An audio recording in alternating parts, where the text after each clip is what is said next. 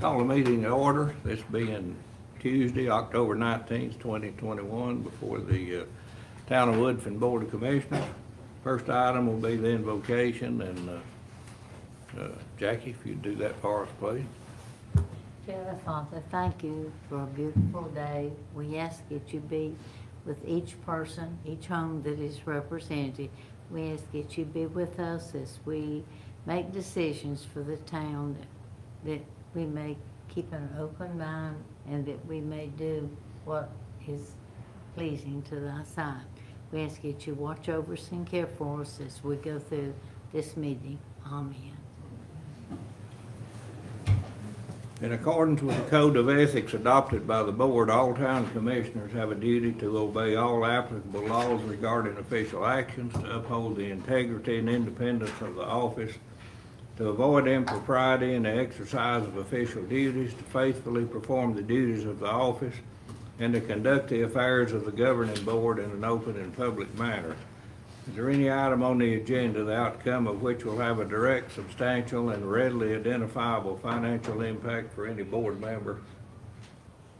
Also, does any board member have a financial interest in any public contract coming before this board today? There being none, all board members have a duty and obligation to vote. Next item is approval of the agenda. Do we have a motion to approve the agenda? Motion to approve the agenda. Second? Second. Have a motion and a second. Any discussion? All in favor say aye. Aye. Any opposed? Next item was recognition of Commissioner Don Honeycutt for his 22 years of service to Woodfin, and unfortunately, he's in somewhere between here and the state of Ohio delivering a new car back to Asheville, so that's what he does since he retired. But when I talked to him last week, he was just coming out of Indianapolis with a big Dodge truck that I would have loved to have. Had all the bells and whistles with it. Anyway, he won't be here tonight. We'll do that presentation at a later date. Second item is early voting at Woodfin Community Center, and there's a sign as you leave down here, you may have noticed. But it's October 30th from 9 a.m. to 3 p.m. So everybody keep that in mind. First item under new business, appointment of a resident to serve the remainder of Commissioner Honeycutt's term. There's a 2-year term remaining. Those are 4-year terms, and he had 2 years remaining when he stepped down due to health reasons. The way the statute, I think, reads, it's up to this board to appoint somebody to fill any member's term that resigns or leaves somewhere during their term.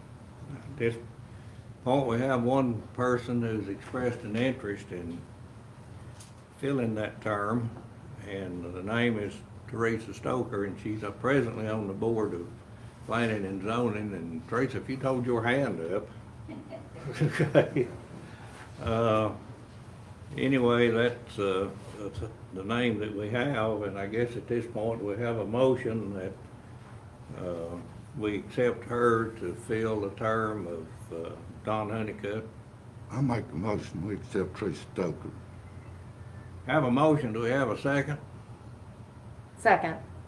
Have a motion and a second. Any discussion? All in favor of appointing Teresa Stoker to fill the term, say aye. Aye. Aye. Any opposed? Okay, and that's Commissioner Don Honeycutt you heard on the phone up here. Yeah, Don Hensley, excuse me, I was looking at Honeycutt.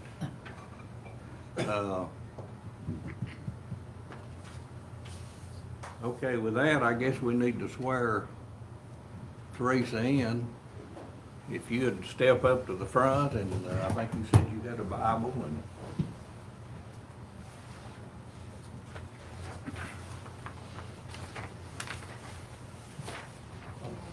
Two children holding my mother's Bible. Well, we were wondering who they were, so that's lovely. Okay. So, okay, your left hand on the Bible, raise your right hand, please. And repeat after me, I, and after name, I, Teresa Stover, do solemnly swear do solemnly swear that I will support and maintain the Constitution I will support and maintain the Constitution and laws of the United States and laws of the United States and the Constitution and laws of North Carolina, and the Constitution and laws of North Carolina, not inconsistent therewith, not inconsistent therewith, and that I will faithfully discharge the duties and I will faithfully discharge the duties of my office of my office as Board Commissioner as Board Commissioner for the town of Woodton, for the town of Liston, so help me God. so help me God. Congratulations. Thank you. And welcome, and you can come up.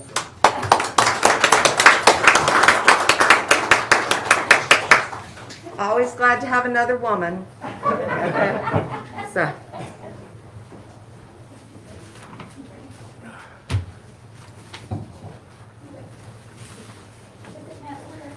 Right here. Wow, that was sneaky. Okay, next item will be public comment. We have two people that have signed up. And I guess we'll hear from them first. First one is Jay Grimmett, Springbrook Road. Jay, if you'd come up and I'm actually here to speak on behalf of 198 Elk Mountain, okay. but I do have a public comment I can fill in here. How do we go about getting sidewalks on Jonestown Road from here to the river? Since COVID started, obviously, a lot more people have been using this park right behind here. Traffic is tenfold from where it was this time last year. A lot more kids walking back and forth to True. school now because they don't want to sit on the school bus. Just trying to figure out, I'm happy to start the process, but how does that happen?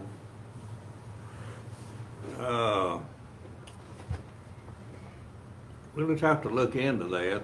The problem would be, is everybody willing to give a little bit of right of way? Yeah, I know, that's. But, you know, that's what they run into on Elk Mountain Road here on a place or two.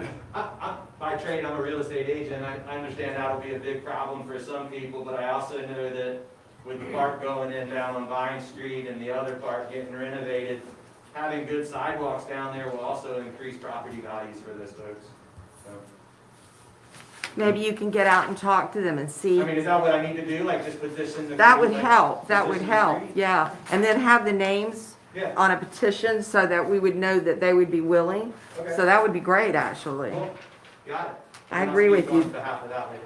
Okay, and we'll recognize you again when it comes up about the other piece of property that you're talking about. Rita. Okay, cool. Okay. Thank you. Next one is John Warren.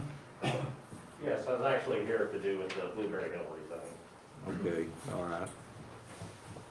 Have anybody else wishes to address the board?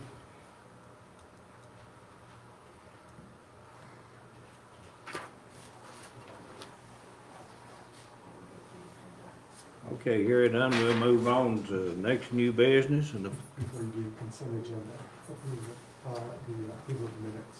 We forgot to do it. that. Yeah. We approve the agenda. So letter E, missing. oh, hey, okay. Yeah, on the consent agenda, I missed that, excuse me.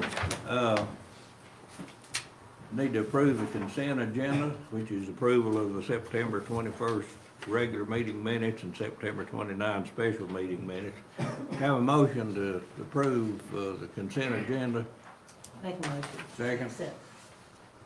Second. Any discussion? All in favor, say aye. Aye. Any opposed? Okay. Now then, moving on to new business number 2. First item is ABC monthly report. So, in addition to just giving you a very brief monthly report, we did have a over 2-hour board meeting yesterday because we were presented with our audit, our annual audit. And so our accountant came and went through this rather lengthy report. But we do have a few new features that we were excited to see.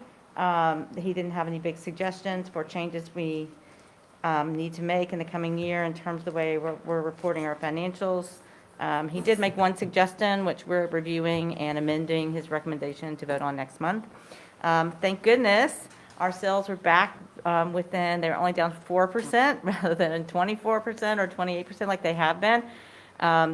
I think it shows that things are kind of stabling out. Also, our mixed beverage sales were way up, and one of the reasons is the Crest Center is back in business with their weddings, and they purchase a lot from us.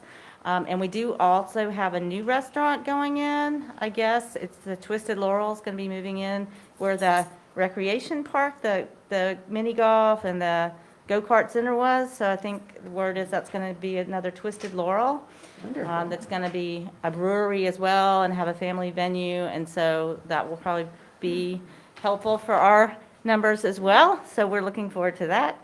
And that's really it. I mean, we're glad that things are normalizing, and, you know, we'll see what happens when people start returning to go out to eat more in outdoor venues, but the weather is turning, so again, that's something else that should keep people celebrating more at home indoors rather than outside on chilly patios. So we're pleased with the report with our financials for the month and the direction we seem to be moving in. So, thank you. Okay, thank you. Next item is adoption of the Buncombe-Madison Regional Hazard Mitigation Plan, and Eric, turn it over to you. I believe you said you were gonna read all that. I'm working on it. So the Buncombe, the item before you is just the adoption of the Buncombe-Madison Regional Hazard Mitigation Plan. The document is the culmination of some work that transpired over the last couple of years. I wasn't here when this was started and when town staff were involved in this planning process. The importance of this document, though, is it outlines several of the threats that we would have in our community, whether this be the two-county region or the broader region, and then our preparedness and readiness to respond to those. A lot of the recommendations in the action plan items relate to plans, and so comprehensive plan will be a part of that. So for land use, as well as capital improvements plan on the financial side, investments that might need to be made. But really, this simply says, these are the risks and the threats. This is our ability to respond to those as a region, and then an action plan to be better equipped and prepared. This plan is updated, I think the last one was 2016, and this fell under the auspices of the mayor's former role with the county, emergency management. And let's see, so all the various towns, all the towns and municipalities in Buncombe County, as well as Madison County and the counties, are asked to adopt this plan. This will then open the door for us to apply for any hazard mitigation grants and other FEMA funding. So it's pretty critical that we have this in place and have this adopted. I have read lots of it, but not every page of it just yet. But I think this is a very useful document actually for us, and we have it now posted as a proposed plan for the town on our website. And if you all should approve it tonight and adopt it, then it will be an adopted plan of the town. And the notes will reflect it's adopted. Yes, Thank you. yes, ma'am. And one key point Eric just made too, should we have something like the flood problems that they had in Haywood County and what they're going through out there, you know, it helps to get the FEMA dollars and some other federal money once you go through the whole process. It's a long process, but something you just got to do, and it addresses a lot of potential problems. That's good at following up. I shared with you all the introduction, which outlines, it summarizes the plan. So that's the 7-page Reader's Digest version here. And then you've had access to the plan itself to review in your spare time on the weekend. Any other questions for Eric?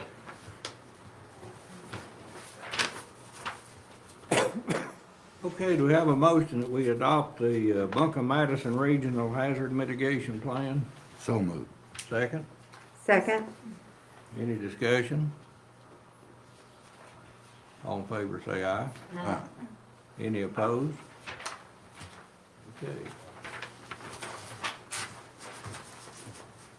Next item will be a public hearing on a rezoning of property located at 198 Up Mountain Road and further identified by Buncombe County Parcel Identification Number 9730-25-8541 from R10 to R7. And our planner is going to present this. Adrian?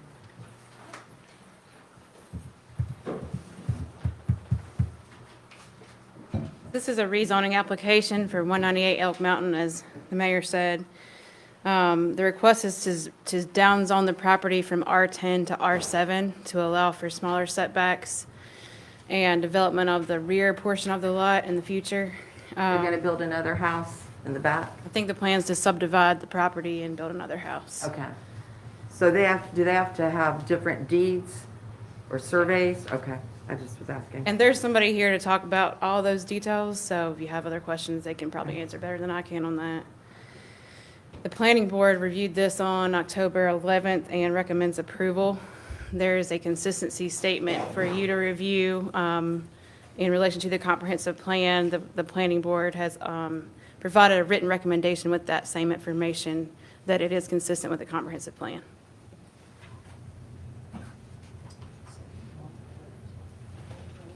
Okay, before I open the hearing, does anybody else have a question for Adrian?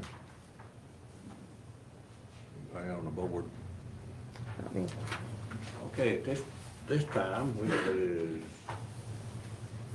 6:45, I will open a public hearing regarding this rezoning. Does anyone wish to speak? Yes, sir. If you just come up and give us your name again and. Sure.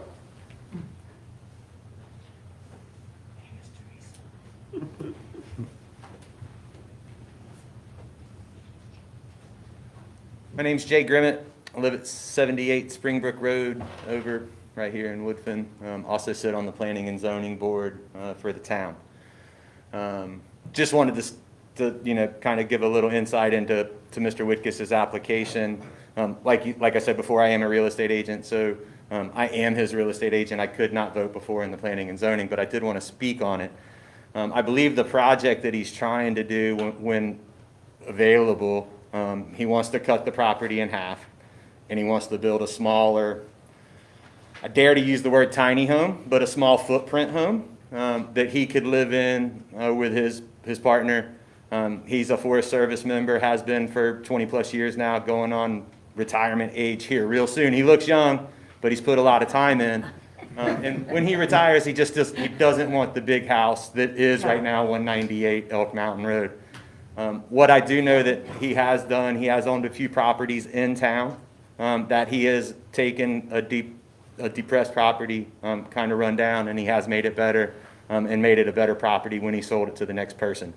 So he isn't trying to run an Airbnb business. He isn't trying to do any of that, build it and sell it. He is trying to build a smaller house for himself. And personally, again, as a real estate agent, I think the small footprint right in front of the fire department is a good fit. I love single-family residents. I think that's a great fit. And just rezoning it to the other properties that are right around that, making it consistent with the R7 just seems to be a logical move. So I say yay. Okay, thank you. Anyone else wish to speak to this possible rezoning? Any other comments from anyone? Okay, hearing none, I'll close this public hearing at 6:48 p.m. And with that, do we have a motion regarding this change? I'd make a motion that we accept the change to R7 for 198 Elk Mountain Road. Okay, you've heard the motion. Do we have a second?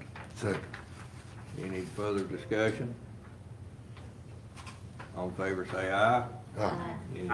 Any opposed? Okay. Next item is a public hearing on rezoning a property located on Blueberry Hill Road and further identified by Buncombe County Parcel Identification Number 9731-69-2231 from community shopping to light industrial. And Adrian, I believe you have this information. So the applicant requests a rezoning from community shopping to light industrial they want to develop the property as a mini storage warehouse, which is only allowed in light industrial in our ordinance. The proposed building will be a 3-story building, similar in appearance to an office building. The applicant is here and they will go over the details of what they're requesting.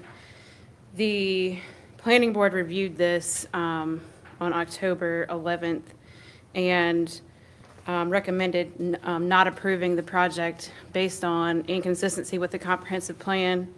There is a proposed draft consistency statement in your agenda packet that does highlight some of the goals in the comprehensive plan that would be consistent with this change, but the Planning Board did not agree with that statement, and that was just their recommendation.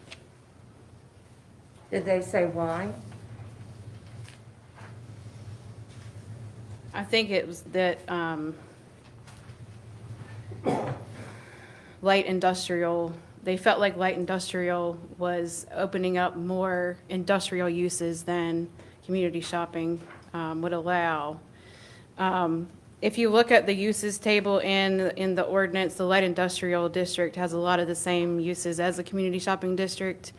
And the community shopping district allows warehouses. It just doesn't allow mini storage units specifically. So that's the reason for the request. What size is the tract of land?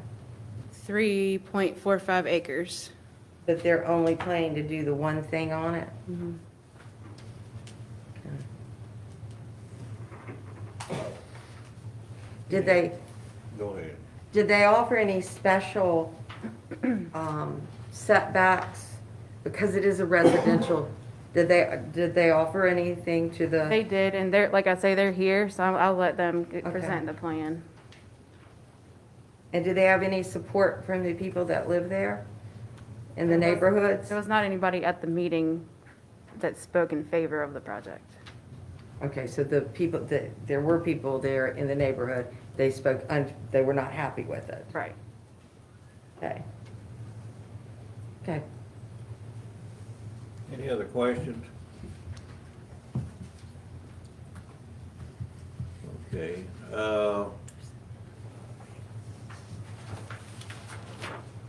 guess the property owners, do you have any comments you want to make before I open the public hearing? I do. I have the folks that we're working with on developing this site, and then I can follow up once they finish with their presentation, if that pleases the board. Okay, we'll go ahead and do that. You come up, when you come to the podium, if you'd tell us who you are, please. Sure.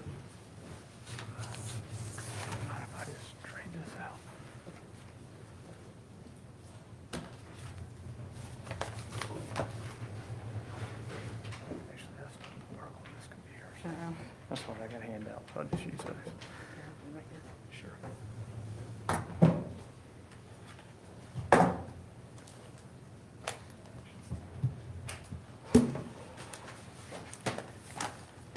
Doesn't look like our PowerPoint's gonna work, so I may just hand you out the slideshow if that's all right.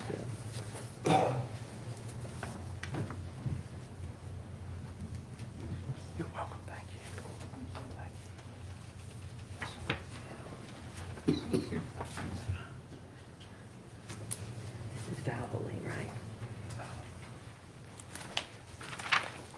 Ladies and gentlemen, I'm Bowen Herger, here on behalf of the applicant. I'm here with my colleague David Brock and the landowners, the Weinerts. I'd like to sort of just start out by, first of all, thank you for allowing us to speak to you tonight. I'd like to sort of walk through an overview of this property and some basic things. One thing, when we were before the Planning Commission, we probably did a poor job of showing rather than just speaking and addressing some things. So I think it'll help to see things and to walk through these. And I apologize, I don't have it on the TVs, but hopefully we can walk through the slides. The property is 3.45 acres. It's across from the Ingalls on the northern. Actually, the Ingalls and this particular property are the northernmost properties in the town of Woodfin. Everything above it's Weaverville. You can see on page or slide 2 that the sort of blue area is the property. It's framed by Weaverville Highway to the east, to the north by the Blueberry Hill neighborhood. There are 15 houses, I believe, in that neighborhood. There were some neighbors here at our hearing that did not, that did speak against our plan, which we sort of understand, but I'm not sure we did a very good job of communicating the reasons why we think this is actually a good use for this piece of property. Of the 15 houses, 3 of them, if you see, directly abut this property. The rest of them do not. So the property's framed by the Blueberry Hill neighborhood to the north, Ingalls and Weaverville Highway to the east, New Stock Road to the south, and I-26 to the west.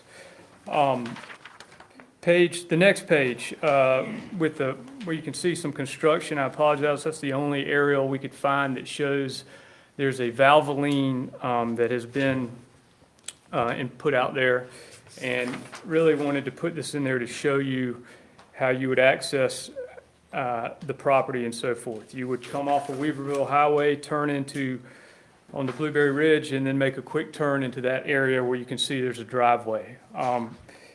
And it may help if you'll flip the slide, the site plan slide, which is, I guess, they've made these things so hard to read, but I think it's page 5. Does everybody have that page up? Okay, so I just want to explain exactly how this lays out. This is Weaverville Highway. Ingalls is over here. The Valvoline is here, and Blueberry Hill Road is right here. So what you would do is turn in on Blueberry Road. You would come in here. Our property would be accessed, or our project, if it were to go through, would be accessed from the driveway into Valvoline. There is a mandatory 100-foot buffer of property between our property and the neighborhood back here. So going back a slide or two, you can see what that 100 feet looks like back here. It's 100 feet of wooded, forested area. But so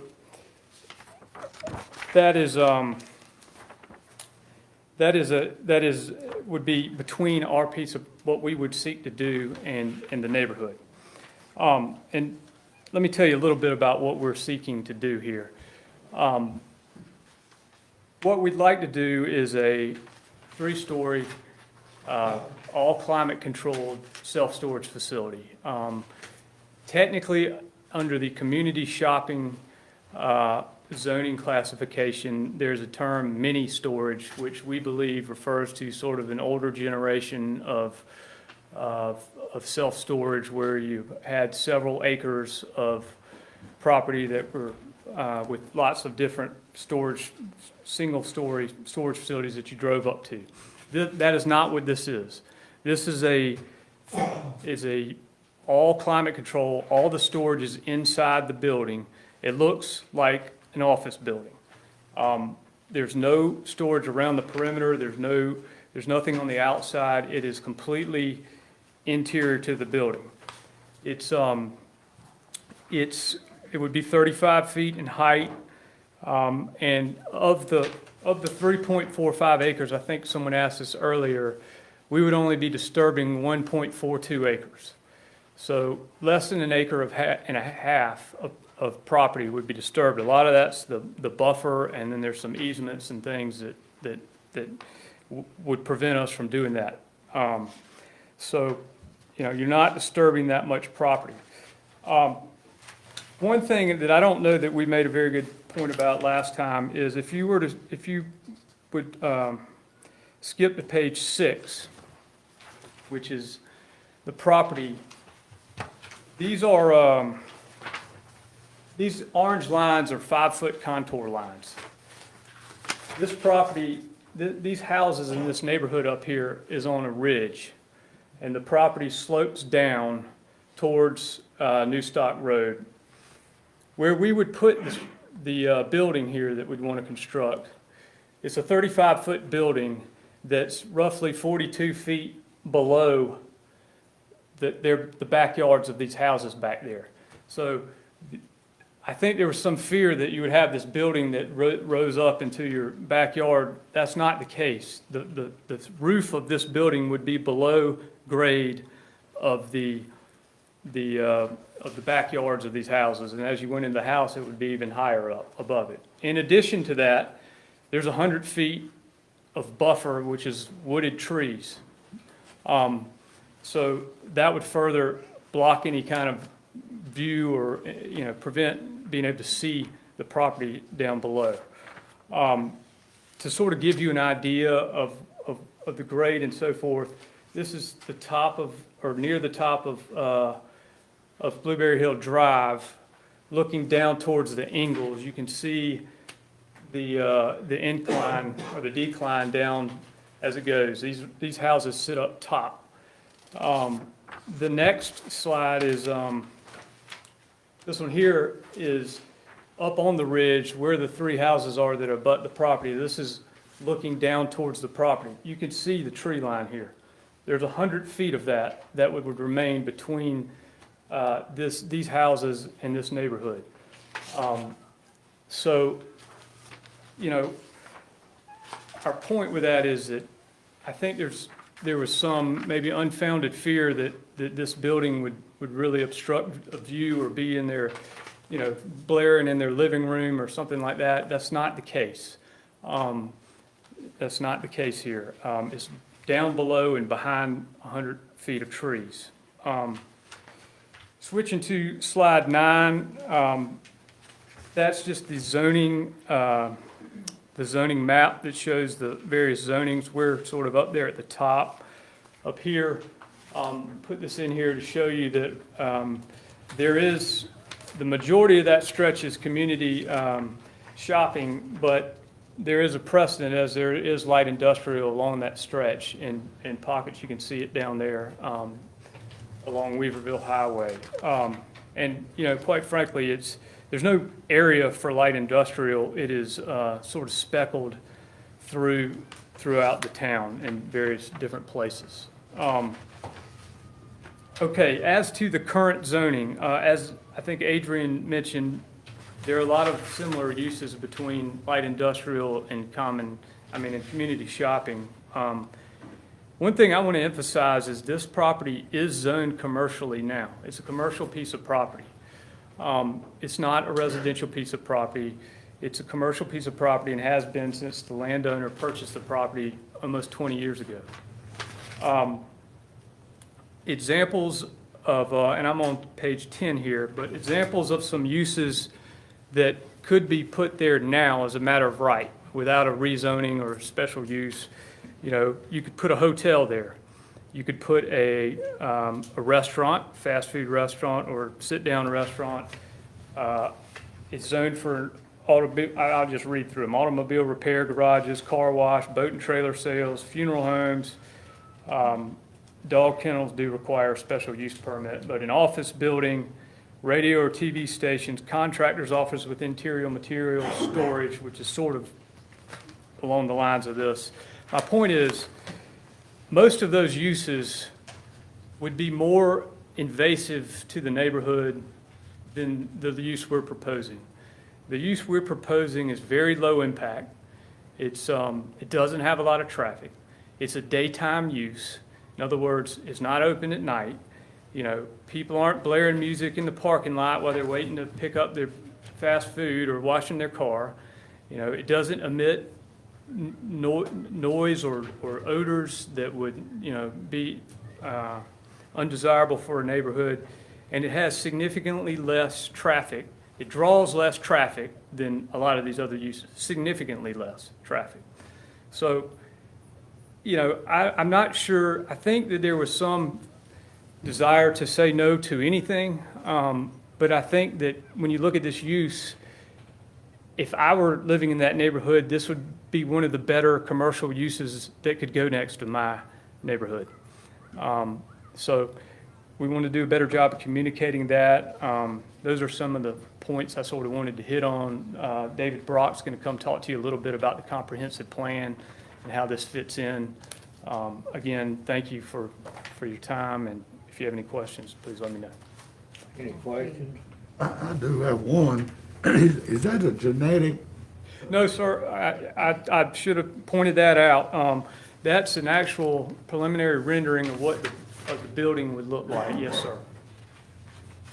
Quick question. Did you make any attempts to go and communicate with the neighborhood about this? Because I keep hearing you say you don't think you did all that good of a job in your presentation. And I, for one, don't like to vote against our planning and zoning if it was a unanimous decision not to approve this. But you keep saying you feel like you failed to communicate something. Do you think? I don't think that, what I mean by that is, I don't think that particularly, we probably should have showed, I don't think we expected the neighborhood to come out against it, but, I just was thinking it might be worth your time, because I kind of agree with you. If I lived there personally, I would much prefer this than McDonald's. Right. Okay? Because you don't have that many cars going in at a time. And it is a beautiful building rendering. I mean, it is. And if it sets low, even though it's 3 stories, but I do think that you need the support, some support in the neighborhood. And well, yeah, I'll let her address that. There's a long history here between the neighborhood and the. Just to sort of address specifically your question, we have met on numerous occasions with the homeowners. Oh, okay. And to the original statement that he made, no matter what the presentation is, there's nothing that they're going to agree to. But there's a Valvoline right below it. Yes, ma'am. And I will even share this small piece with you. At our last meeting, we offered to allow them to purchase the property so that they could do with the property as they chose. We've met to try to discuss the most minimally invasive situation from a traffic perspective, a noise perspective.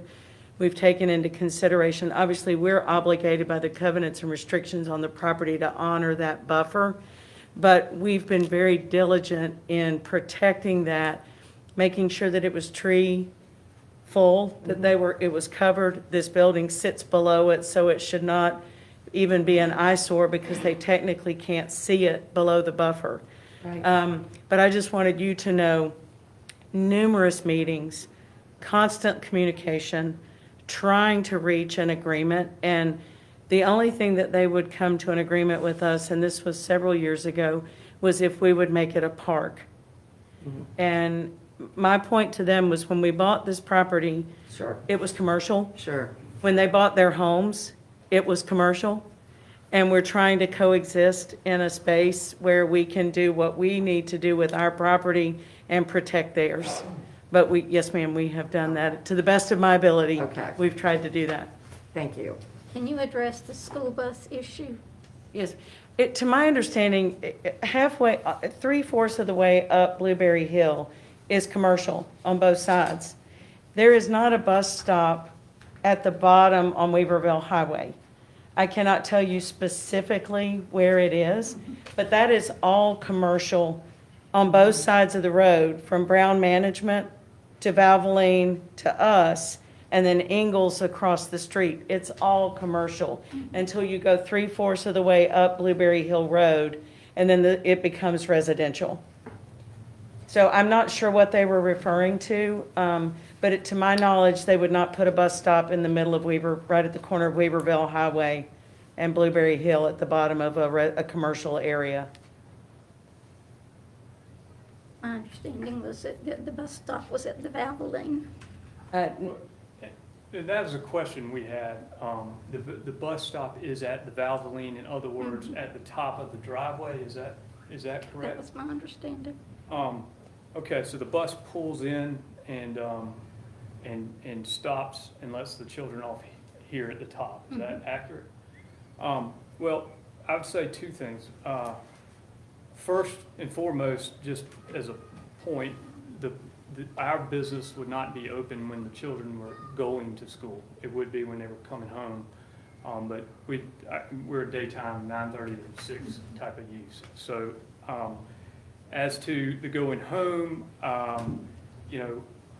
if the bus is dropping here, any traffic that's pulling in here would be, below where the children would board the bus. I'll say this, we certainly don't want to put any school children in danger. I've got school children that ride the bus and so forth, so I understand, if we had to put some type of signage or a little station or something here along that corner, if that's where the bus stop is, we'd be happy to do it. We don't want to do anything to, we'll work with them on that, but I don't know that our use is going to create a big traffic problem, and I think some of the other uses would create a bigger one. And it's frankly. above it, and because of the minimal number of cars that will enter and exit our property, I think from 3:30 to 6, at the 3:30 school time, we can protect that space. But again, it's still 100 feet above that it becomes residential, up above the entrance to our property, because of where the DOT determined that entrance needed to be. So, again, we will do everything that we can to protect, which is what we're trying to do. Right. How close is the next storage unit to y'all? I don't know the answer to that. My guess would be, It's pretty far up the road. I actually I think drove that. It's down on Merriman, isn't it? It's further, yes ma'am, back toward Reynolds Mountain and toward North Asheville. It's not like next door or anything. I actually No. drove down there and kind of looked at that. Any other questions from the board? And who's gonna go over why they did not fit in the land use plan? Was somebody, Adrian, were you? Okay, good, good. I'm just curious. it fits, so. Okay, all right. Yes, ma'am. and one thing I'll say on that, I don't know that we got very deep into the land use plan in that meeting quite. Okay.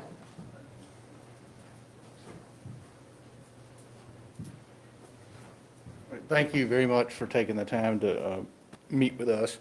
And as Bo and my business partner indicated, the main thing that we want to go over, which I think there was maybe a lack of understanding from the Board of Adjustment during that meeting, or lack of familiarity with our standpoint regarding how this project and the rezoning of it's consistent with the comprehensive plan. And as part of the submittal package, you'll see a sheet that's got 9 items on it that says a statement of, I'm not even going to try to say that word, a statement to show this is reasonable request. And there's 9 items on there, and I did go over some of this at the Board of Adjustment meeting. And I think one of the challenges we had at the Board of Adjustment meeting was that we didn't feel like everybody was familiar enough with the project, and that there was an understanding of how it is consistent. And so I'll go over, a few of these that I think are the most important things here. And what I've done with this is I've just simply gone through the comprehensive plan that the town has and looked at the things in there and said, okay, well, is this consistent or not? And after this was submitted, the staff, if you look at the staff statement, the staff does agree that this is consistent with the comprehensive plan. And so just to look over a few things here, one of the things is it consistent with the surrounding uses? Well, as the property owner indicated here, this is a commercial corridor. It's obviously the main commercial corridor in the town of Woodfin. And so from that standpoint, this is very consistent with what's existing there and what's allowable in that corridor. With respect to the comprehensive plan, there's several goals listed as 3 and 3AA in section 127 that say that indicate that one of the key items of the comprehensive plan is to promote the development of infill property, which is vacant or underdeveloped properties that are in the commercial corridor of the town, which this does. This is as we indicated, it's a 3.5 acre commercial property on the north end of town. And it's essentially an infill site. Everything else around it is developed, and it does have frontage on the interstate. So that's another way it's consistent with the plan. It also meets the urban land use goals of the plan that indicate it's a goal of the town to provide for urban land uses along the Weaverville Highway corridor. So from that standpoint, it's also very consistent with what the plan indicates. As far as future land use goals, that whole corridor is listed in the land use plan as a proposed future land use of mixed use along that corridor. And, you know, CS, as well as a lot of the uses listed in light industrial are within that mixed use template. It certainly, you know, provides some diversity along that corridor with what's there now. But again, it's a commercial corridor.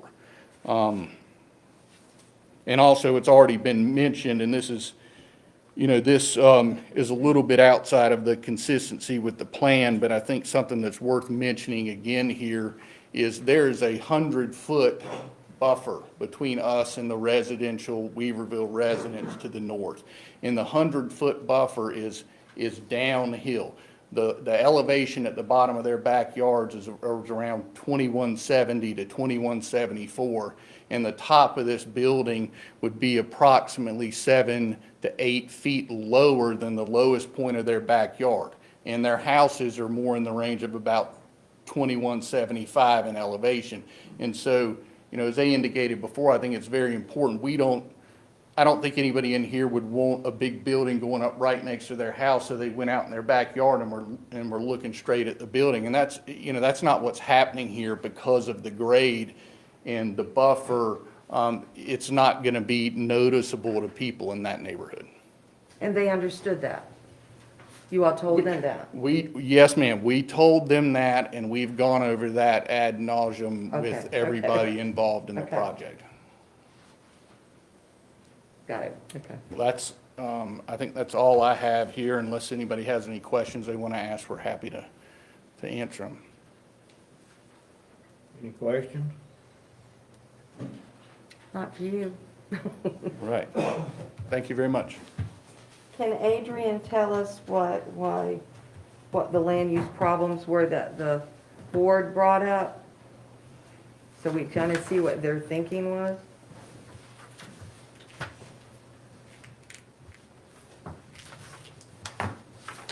They really didn't go into detail about how the inconsistency with the comprehensive plan. They mentioned job development, and they mentioned uses, the uses allowed in the industrial district. They didn't feel like were compatible with community shopping. I think they were concerned about the opposition from the neighborhood and and the buffering between the uses. Okay. But right now, they could put a McDonald's there, Yes. right?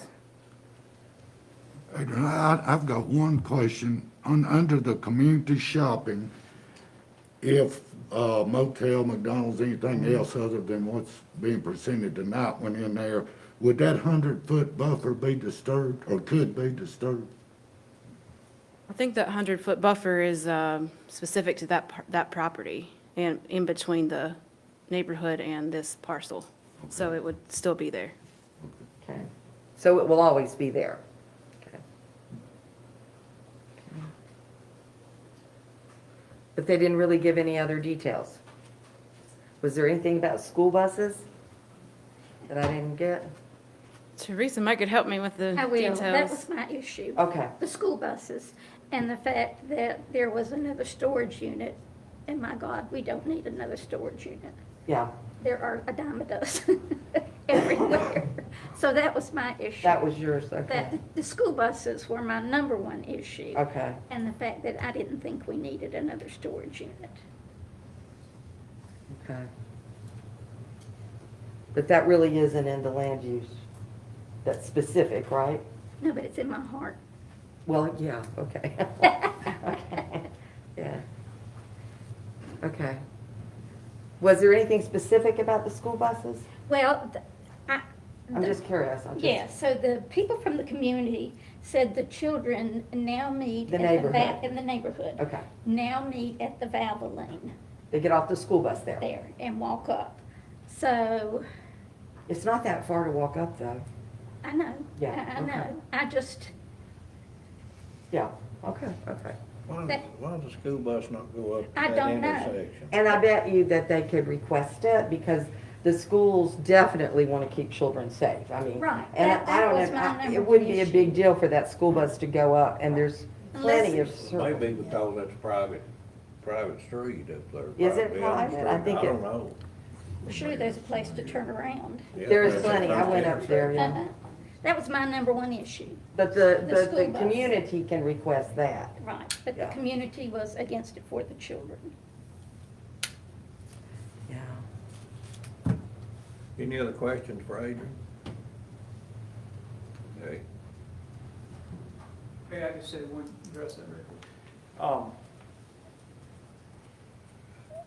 At least from our understanding, after that meeting, there was some discussion of the children, and there were some residents said that it might put their children in danger. We never quite understood where the school bus dropped the children and picked the children up. I just reiterate that, number one, in the mornings, we wouldn't be driving traffic there, and secondly, we'll work with the neighborhood if on that piece of property if we need to put something there on the corner or a sign or whatever we can do to help. We're happy to help. We don't want anybody's children to be put in danger, and honestly, I think the children are getting dropped off above the driveway that services the Valvoline is what it sounds like to me. If that's the case, any traffic that was going to our facility would be below them. So I'd just like to clarify that. But again, if that's believed to be a problem, we'll work with them to do anything we can to assist with that. May I just share one more thing? It is a state maintained road. I thought it was. It's Okay, a state good. maintained It road is. to the top of the hill. Yeah. And if the bus is dropping off just above the entrance to the property, they're turning around in a parking lot there at Valvoline, Mm-hmm. or they have to go to the top of the hill to make their turn to come back down. It would make sense to me that if they have to go to the top and make their turn, that they could drop the children off at the top of the hill as they start back down. That's why I didn't understand, because right there where our property is, directly across the street is a 4-car parking lot. So either the bus is turning around in that parking lot, or they have to go to the top of the road to the stop sign to make the turn to come back down. But I do know that within 100 feet, they could negotiate that with Buncombe County Schools to be able to change that loop in order to protect your concerns and ours as well. Thank you all. Yes, ma'am. Any other questions or comments?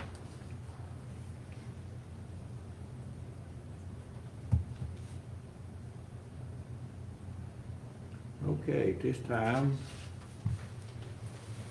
I'll open the public hearing. And I believe we have Mr. Warren signed up. If you'd come up, please, identify yourself and proceed. John Warren, I live at 116 Parsonage Drive in the Blueberry Hill development.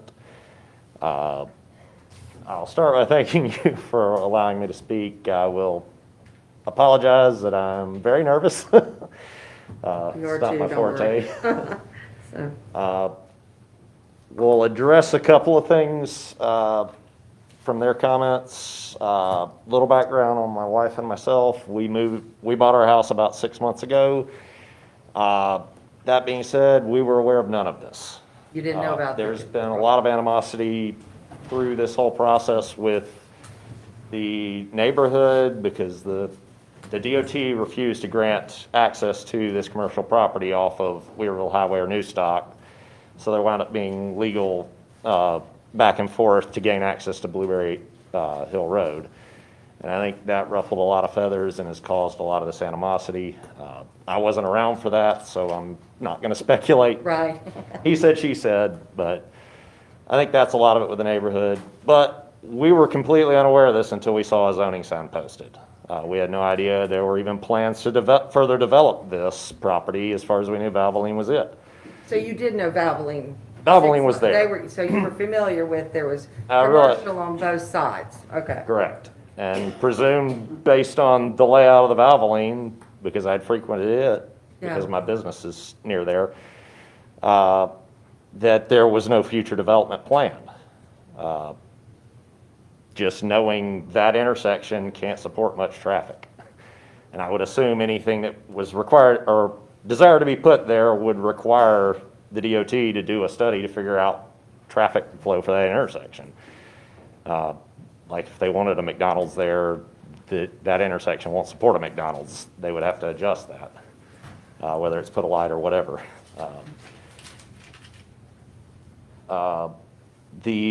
Some of the concern over light industrial, I think, from the neighborhood was the fact that this is an unconditional request. It's not conditional that they have to build this. If the deal fell through next week after this is proposed, they could put a light industrial factory there, and there's Okay. nothing we can do to stop it. So that's what the big fear more I than, think that was one of the big concerns that was voiced at that meeting. now Adrian, is that possible? Could if for some reason the developer was unable to build that storage building, could they just, without doing anything else, change it to a shopping center or some type of industrial factory with, what's the protection that guarantees that that would be built? It depends on the uses listed in the light industrial district, and most of those uses, the big, heavy industry uses are not in the light industrial district. Those are for the heavy industrial district. Light industrial has a lot of the same uses as the community shopping district, with some manufacturing uses included. So if it's allowed in that district and they present plans that are within that table, it could be approved. Okay. So the neighborhood, that is a reasonable fear. It's a legitimate fear. Sure. But what they said, a McDonald's or any fast food restaurant or motel can be built there without any zoning changes, correct? Right. That could happen now, or if it's rezoned. Wouldn't they have to come back to you with a site plan? If they switched it to a factory? Sure, but They would have to come back with a site plan, but if that use is allowed in the district, then it's approved administratively. Okay. So that's the technicality, okay. Which I agree, it is a technicality. And I do agree that what they're proposing, Would be good for well, I agree that it has little resemblance to the storage warehouses of old. As far as impact, on the fence, because it's a 3-story building. It's not a 1-story building that can be tucked away behind some trees and you don't really notice it with a nice brick facade out front. Having been here for quite a few years, driving around town is what I do for a living. I don't notice a whole lot of 3-story office buildings in Woodfin. I don't know if there are any that I can think of other than the couple of storage units we have. It's a very small community, which is why I chose to buy a house in this area. I didn't want to live in the hustle and bustle of Asheville or West Asheville to start our family. Small background with me, my uncle was a master planner outside of Atlanta for 2 decades. These zoning rules are drawn up for a reason. Like, there are people that have spent a lot of years with a lot of education that come up with these plans. They don't just make the rules up willy-nilly. And I saw a lot of issues back in Atlanta when the plan was deviated from at the whim of a developer. That's when issues arose. I can't speak to why they zone the warehouses light industrial, other than the fact it has warehouse in the name. It doesn't seem to be that, but that is the case. Speaking from a homeowner perspective, I'm fairly concerned about this affecting my property value, to be honest. This is very different than the community shopping I see up and down Weaverville Road. It's generally small strip shopping centers with local businesses. I bought the house 6 months ago, have spent the past decade and a half saving up for a good down payment, and now I'm concerned that my down payment and some of my equity from that are completely shot. I may be upside down in my house if they build this. I'd like to think not, based on how fast property values are increasing around here, but it is a concern. Growing up in Atlanta, I am a little biased because nothing good came from storage warehouses. Those were a sign that the area was starting to deteriorate. That being said, the two we have within a 5-mile radius that are of a similar nature to what they're proposing, they're offering specials right now to get people to rent units. 3 months, half-price months, so I would assume they have ample vacancies. I didn't reach out to those to determine exactly how many units they have free of their total, but I don't know many people that offer free deals when business is that good. I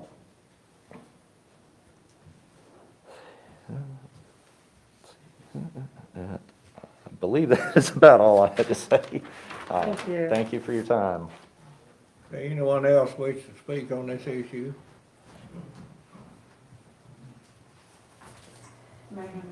Yeah. I just want to discuss a couple things that the gentleman brought up. One of the things is that it's been really important to us in the 20 years we've owned this property to not put a McDonald's or a hotel or anything of that type of volume, that type of lighting, that type of exposure to the traffic volume. In doing this and in developing it in this way, we are trying to be the best neighbors that we can and still use our property to the highest and best use that we can. To be good stewards of that property, we voluntarily annexed our property into Woodfin many years ago and want to contribute to the tax base, want to use our property to the best of our ability financially, and also be good stewards to the neighbors. And that's what we think we found in this type of development, is as minimal exposure to the neighborhood to make it as best use, highest and best use we can for the property and not cause any of those types of disturbances and things. And I think the neighborhood will, if they think about it for a moment, will find that we really are trying to be good neighbors, because that's our goal, to maximize our property and protect theirs. Any other comments? Yes, sir. I'd just like to make one additional comment, as to the question about, some uses that maybe would scare people. This is essentially about 1.5 acres of usable property here. Nobody could, even if it was zoned, you can't put some of these uses that might be undesirable. It's not enough room, it's not that kind of property, it's not that kind of location, and it's not feasible to do it. So hopefully that'll help make people feel better. Thank you. Hey, any other comments?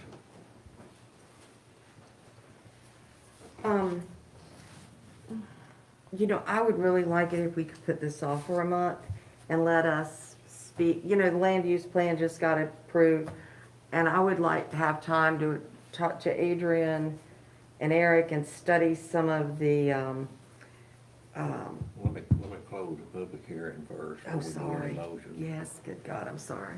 Okay. Yes. Since we have no more comments, I'm gonna close this public hearing at 7:34. And before I ask for a motion, I suppose that, and I'll refer this to our attorney over here, that we can vote yes, we can vote no, or we can send it back to P and Z. Joe, what's Well, yours? Rather than sending it back to P and Z, I think what you can do is request a written statement from them as to, a comprehensive written statement from them as to why they do not believe that this proposed map amendment is not consistent with the plan.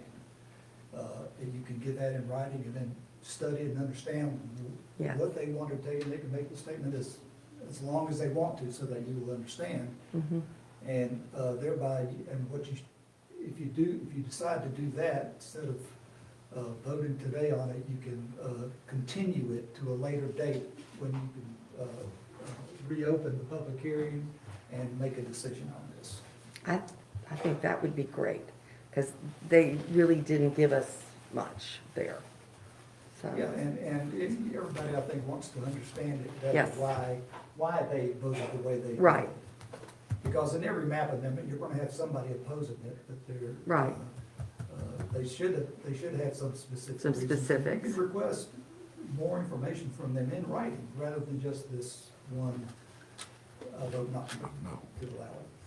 I got a question. If we do send it back planning and zoning, You're not sending it back, just remember they just asking them in writing why they, because they're not gonna rehear it down. okay. Yeah. That was my question. Yeah. Because they would still come back before us. Oh, it's still gonna come. we're just putting off, we're just, I mean, we're just wasting 30 days, I think. well, I don't think it's wasting. I think it'd be nice to have it in writing to see exactly, besides, no offense, the heart. Well, I watched Okay? Yeah. I watched the planning and zoning board the other night when they rejected this. Like, was on the board, one of the deals was the bus stop. Well, they've answered that.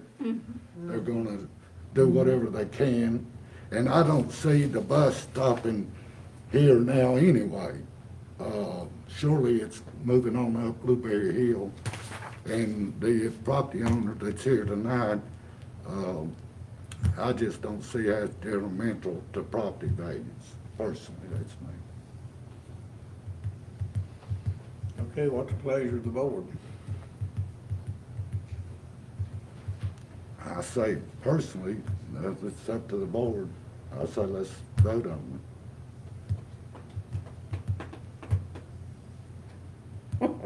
Well, I would like to send it back, and I don't like to vote against planning and zoning. I really don't. I feel like they take the time, they do look, but I have to tell you, just what's been presented, if I was a property owner, and I'm thinking about you, I would prefer to have this type of development, because you won't have much traffic coming in and out at one time, and for kids and everything else. Also, the fact that it's, 35 feet is, I think, how high it's going to be. That's like a regular a home, that's about our standard height, it. right? Joe, correct me, you just said that it would not be voted on again by planning and zoning, correct? No, We're not we're sending just, it back to them to reconsider it. You're No. just asking for more information. in writing, why it doesn't fit, they said it So- didn't fit the land use plan. I want to know why, because I don't like voting against them. Do you feel like you think differently now after But I you've think heard they did a better job of presentation. Which is what you said. You felt like you weren't communicating Yes. as well. So let's get a hearing back from them. I think, be more specific. Yes, Can I just clarify so I understand what you're saying? So you want more information from us in no, writing? Or you no, want from no. them? Okay. From the planning and zoning Okay. board, because they voted against you, because your development did not fit in the land use plan, in their opinion, with what you presented. But what's coming out now is maybe your presentation wasn't as complete as it is tonight. And we'd just like to hear from them exactly what they did think was a problem before we vote against them, if that's what we do. There's somebody in the back. I also sit on the planning and zoning board, and I was there with Ms. Teresa as well. And Yeah. these guys alluded to it themselves, and I don't know if they were flustered because of the amount of just pushback and that they weren't expecting from the Blueberry Hill community. Yes, But and the that can be message- unnerving. The message that night did not come across like the message tonight. Okay, so it makes sense to ask for, yeah. The only other thing I would share is I think that because the community was here in mass, they didn't hear the presentation either. I think to this commissioner's point. Oh, I wish I was a commissioner. person. Thank you, Linda. But I will say that this has been here for months. Uh-huh. Time is somewhat of the essence, only from a standpoint of, we've been trying to work on this for a long time, and we've worked with the community. So I would ask if at all you would consider, they provided no reason other than I think they felt the community was giving them a lot of pushback, and the meeting was very full of other people unhappy about other things. Mhm. So it was not an environment very conducive to sharing as this evening has been. But we did not hear anything from them that told us why they didn't want it, just that they didn't want it, other than the gentleman that said he wanted it to create more jobs.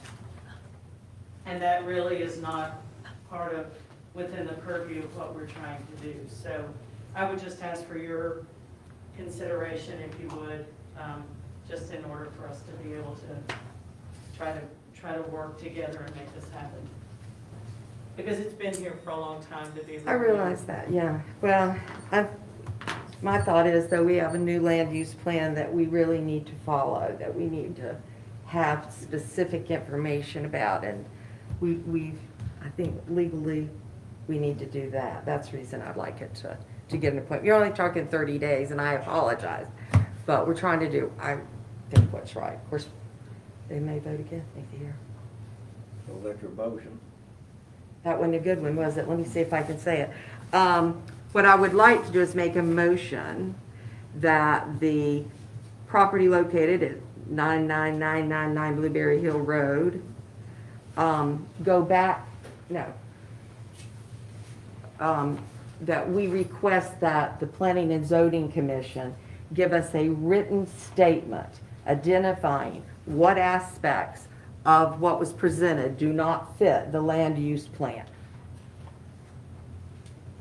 And therefore, you continue this hearing until the next Yes, regular. yes.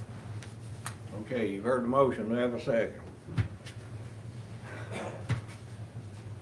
Second. Have a motion and a second, any further discussion? All in favor, say aye. Aye. Any opposed? Aye. Okay, and the motion, Here, Don votes. Don, you still on? Yeah, I'm here. Oh. I'm here. I'm okay with sending back to planning and zoning. Okay. To have. Okay, so, Adrian, you got all that? Okay. All right, moving on. Andrew, this is continued to what meetings are the low? What meeting is what day is our next meeting? November 16th. Okay.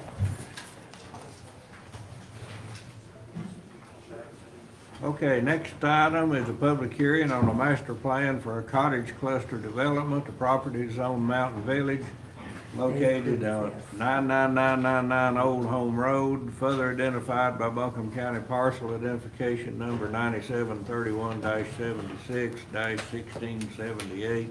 Adrian?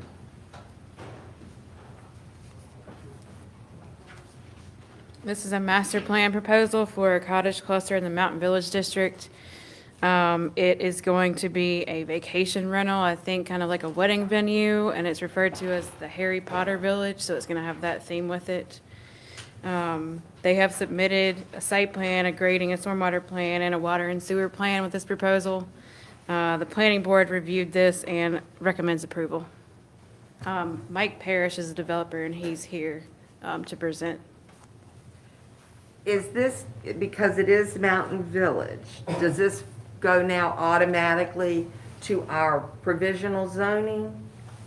No, because we had to rescind those ordinances, so the old ordinances are in effect, so it's under that type of approval process. Okay, and so when will the new part for the new Mountain Village? That's part of my report. The planning board reviewed that a couple weeks ago and decided they needed more time, so that we have to review that with them again in November, and we'll be bringing that to you in November as well. In November, okay, thank you. Adrian, I got one question. Under 911 in Buncombe County, there's no such thing as 99999. How come these parcels don't have an address? Because there's not a structure on them. It's just an empty lot. Still a lot. I mean, When is, I guess what I'm asking, when is, address issued? When there's a structure on the lot. That's the only time? The fire department give it? No, that's the county did that, and until there's a structure or a driveway where that structure's gonna be on that property, they don't assign a number to it. That answers that. Thank you. Okay, you've heard the report from, Adrian. At this time, I'll open a public hearing on this master plan for cottage cluster development. To have anyone wishes to speak. Mike, you come up, identify yourself and speak. Good to see y'all. So I'm excited to say that 4 years ago when I met with y'all and told y'all we were gonna have a treehouse development, and people were like, yeah, maybe you'll get there. We built the one treehouse. Now we've got 5 tree houses and a really cool hobbit home.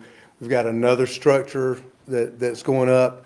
We've had so many people ask us. We've had over 1,500 folks come in, and there is a massive amount that come in that they're coming for the treehouse. Most people come for Asheville, but these folks have actually come for the treehouse. So that's pretty cool. And what we want to do is this little cluster, so we're on 8.93 acres. We're going to put 9 units on 8.93 acres. So we've got a lot of open area that we're going to hopefully put hiking trails through.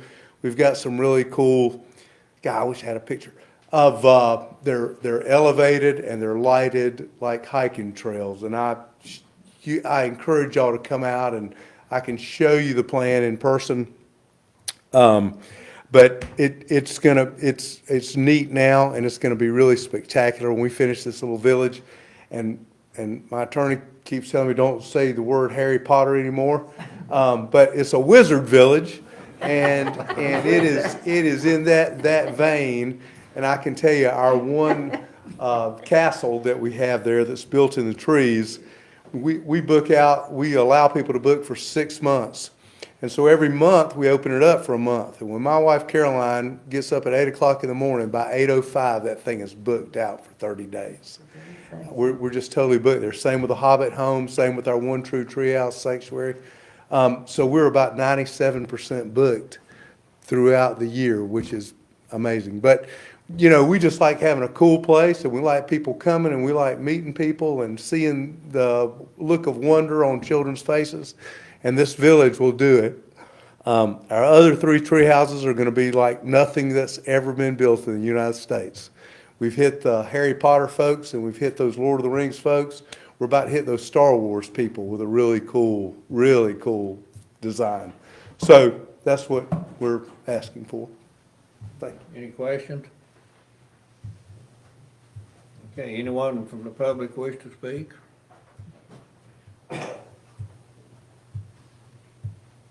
Have anyone from the public wish to speak?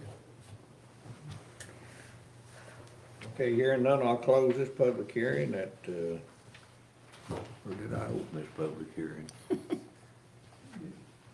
Ryan, will you open the public hearing? 10:44. Okay.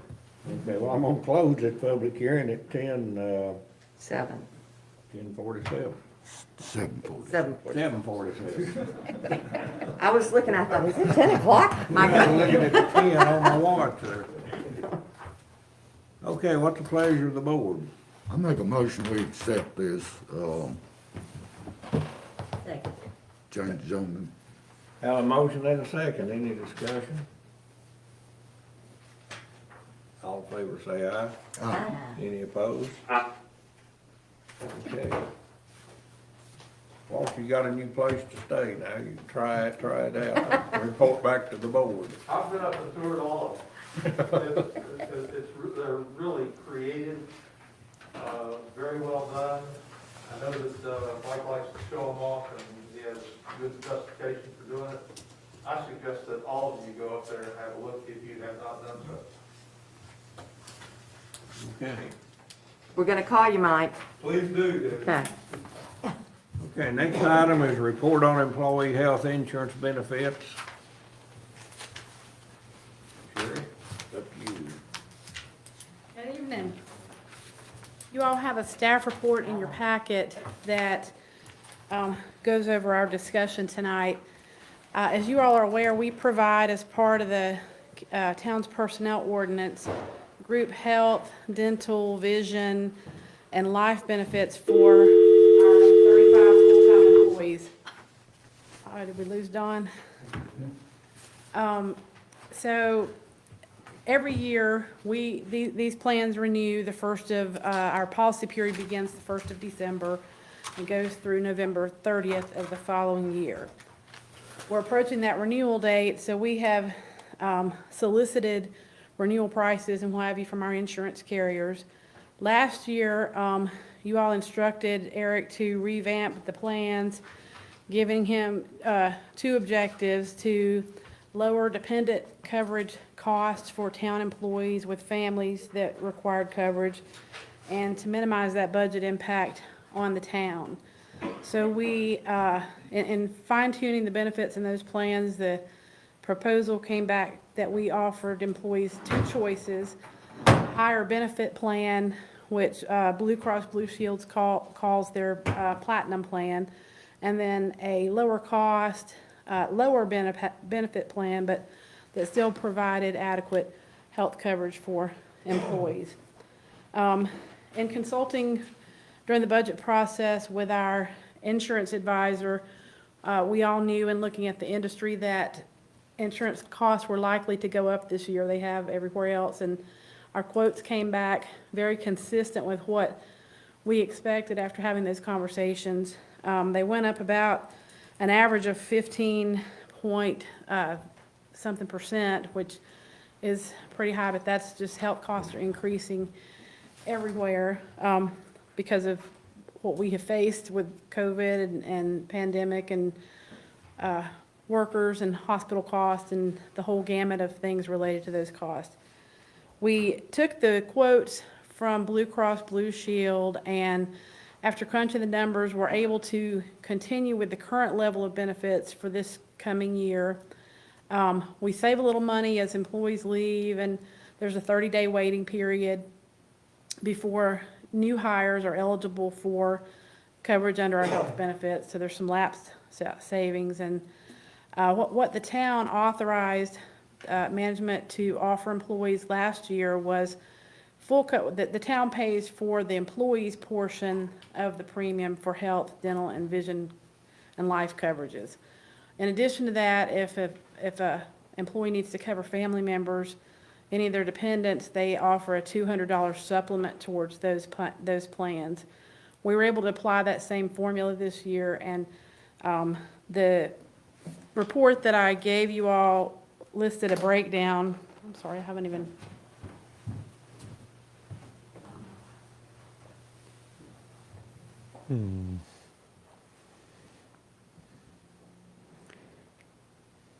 Come on. I think when we unplugged it earlier, there we go. Had a few slides. So, let's see, I think I've already talked about these. So our insurance carriers and the plans for this coming year will remain unchanged. We were able to put that together and accommodate the same plans within the budgeted allotment for this year. The health insurance provider, Blue Cross Blue Shield, is Blue Cross Blue Shield of North Carolina. We talked about the town supplies 100% of the premium for the employee as a benefit and $200 towards family coverage per month for each employee. Employees become eligible after 30 days of full-time employment, and our open enrollment period is at the end of this month for an effective date of December the 1st. One other caveat to that, as in crunching the numbers, this is the new premium breakdown for this year. You'll notice that on the silver plan, the less expensive plan, family coverage, so a lot of our folks that have, 13 of our 35 employees have dependent care coverage. So they pay the cost for their dependents.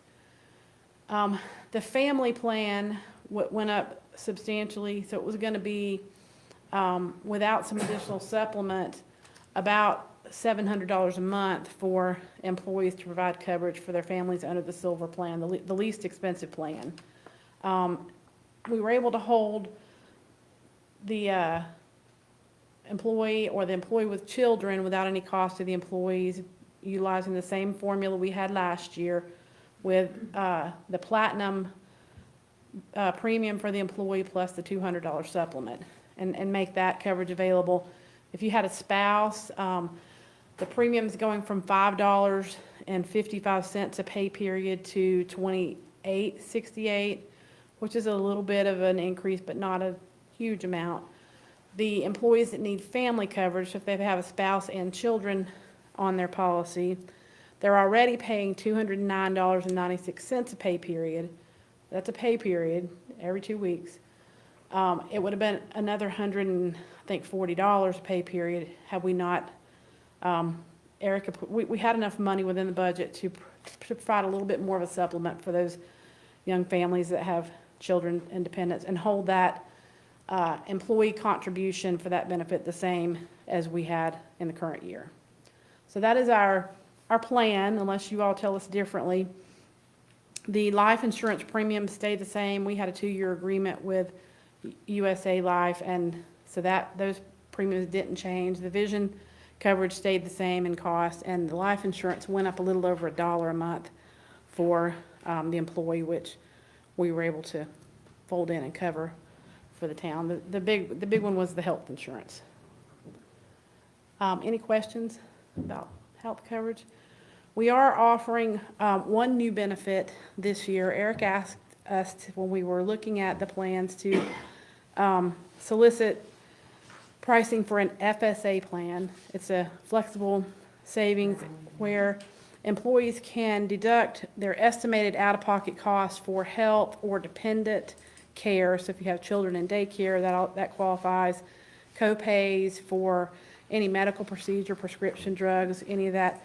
The employees can estimate those costs and have it deducted pre-tax. So you save all the tax that you would pay on those wages by participating in this plan. There's a very small fee for the town to participate. I think it's $4 an employee that It's a wonderful participates. program, yeah. But we save the amount of FICA, which is 7.65% on any of those wages. So it'll wash out with likely a little bit of savings for the town. So we can offer that really great benefit for employees, especially the biggest saver is going to be folks that have small children in daycare. All those dollars can be deducted pre-tax, and then the employee gets a debit card. They pay their service provider through that, and they save all the taxes. And for the employee, it's not just a FICA savings, they also save on withholding, state and federal withholding taxes as well. So it's a great opportunity for employees to save a little money and help cover some of those costs. Very good, Eric. Yep, we'll be That's rolling that nice. out in Yeah. December as well. Open enrollment meetings for employees are the last 27th and 28th of this month. So we'll be sending out an email with all those details to them tomorrow. Any questions? All right, thank you. Thank you. Okay, next item, police report.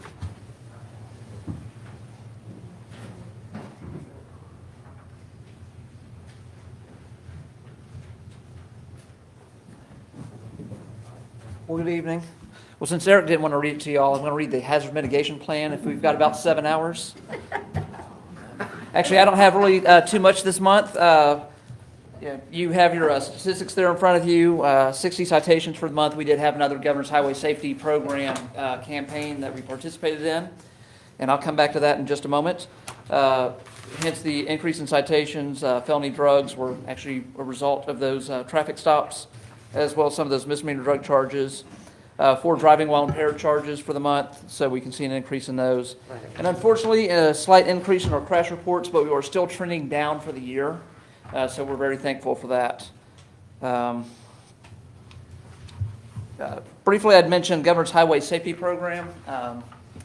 Our participation in those actually is beneficial not only to the safety of the town, we slow down speeding motorists, or we look to find drunk drivers, but it also has a bit of a monetary impact because the Governor's Highway Safety Program, for participating in those campaigns, rewards us by giving us points for each of those campaigns that we were part of.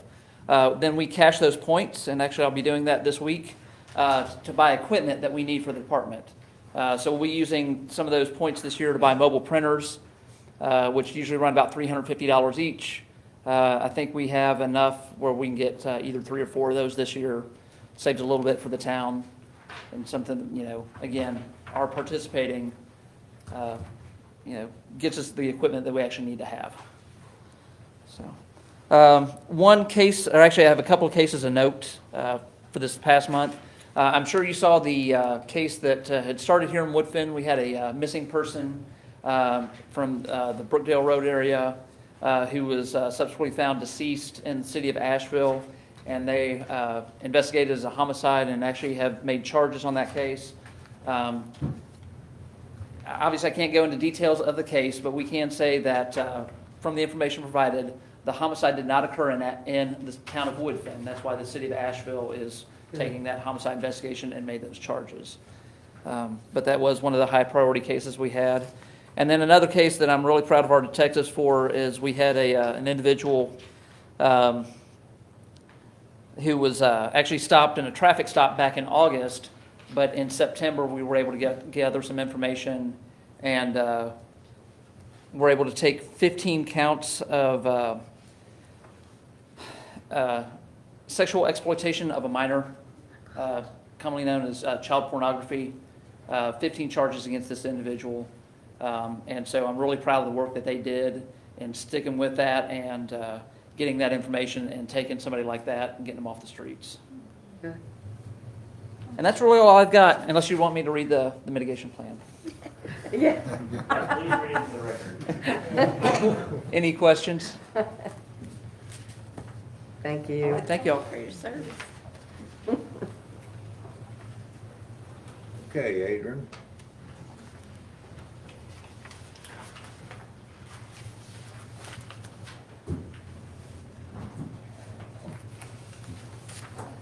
I just wanted to give you a quick update on where we are with some things. I told you about the zoning ordinance review earlier. Planning board reviewed that this month and needs some more time, so we're gonna be going back to them with that in November.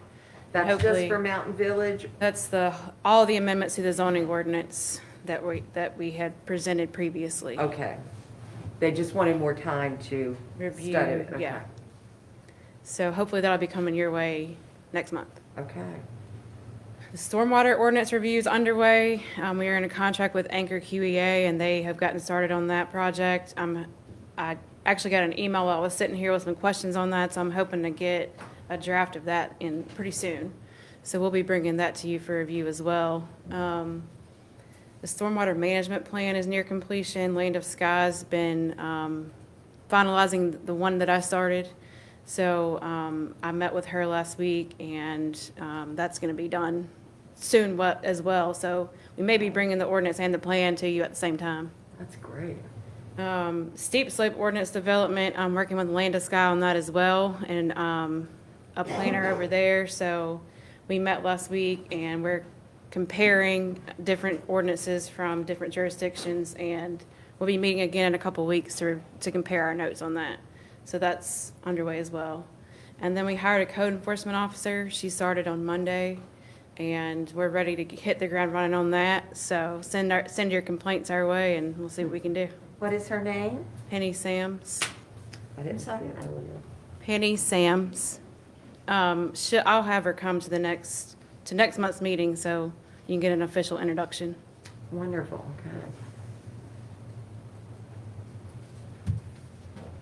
Okay. Eric? How about finance? About Sherry first.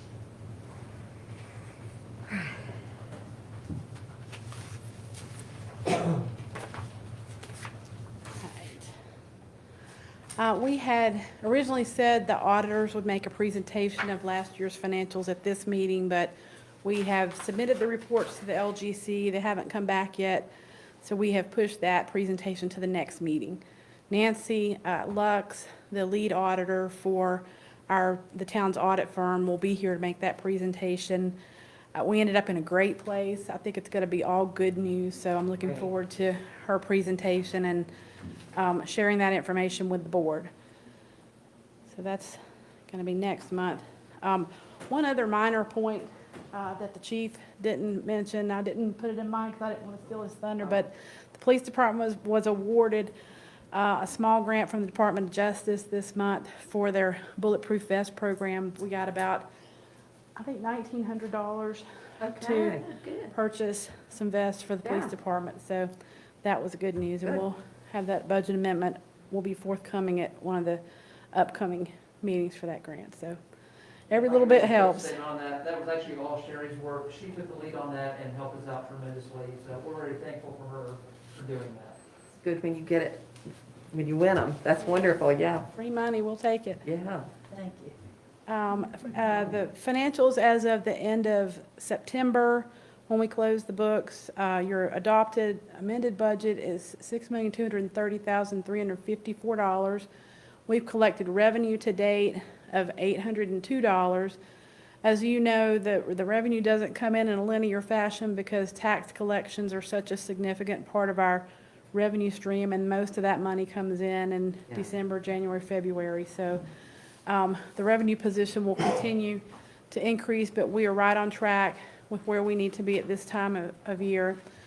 Sales and use tax collections continue to outperform everyone's expectations. We increased the budget for that revenue based on last year's collections, and we are 30% when we should really only be 25% so far this year. So it's continuing to outperform our estimates, which is a good thing. We've collected in sales and use tax $371,000 to date, so that's some good news. Yes.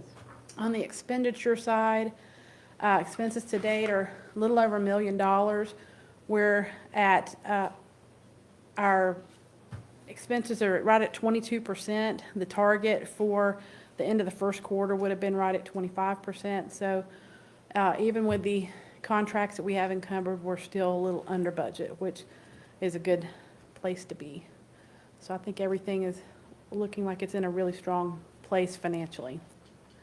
The ARP funding for the federal grant, this is the estimates that we presented last month. There's been no new commitments to that. We did refine some of the numbers. We were able to enter into contracts for the comprehensive plan and the stormwater management program folks, and those numbers came back. We budgeted $75,000 for the comprehensive plan, and the contracts were awarded at $54,074. So there's some savings there, and the stormwater ordinance review and consultation, that contract is, well, there's two contracts that make up that number. It's $31,214. The little graph shows we received the $1,070,000 this year in July, and we will receive another allotment of the second half around the same time next year is anticipated for to the second half of the money. And we have a couple years after that to spend it. So we'll continue to refine those numbers. We've also begun spending, we have our new project manager in-house, and a portion of his salary will be on the books next month.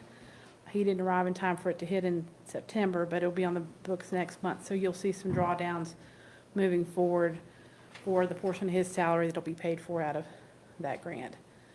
The only other news relating that, they pushed some of the reporting. We're considered a non-entitlement municipality, and we had to file our first report originally at the end of this month. They pushed that to next April, so we don't have any reporting or anything to the federal government until next year.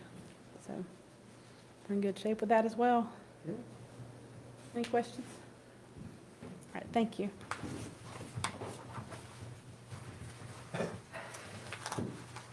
So, whoops, one of my slides missing. I'm going to talk to you about the employee vaccination incentives, an update on that, and then the contracts that we've entered into since the last time we met in September, and then just a note about leaf collection since it's the season.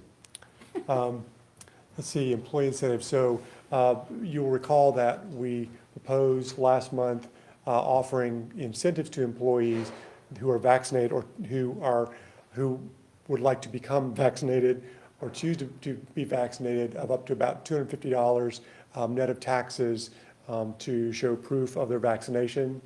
So I can share with you that we have about 51% of our employees now have taken advantage of that and have provided that proof of vaccination. So the higher the number there, the better off we'll all be. And just a reminder also that we are under a mask mandate through the 29th of this month. Contracts, so several of them since the last time we met. Some of them we've talked about or others have referenced already this evening.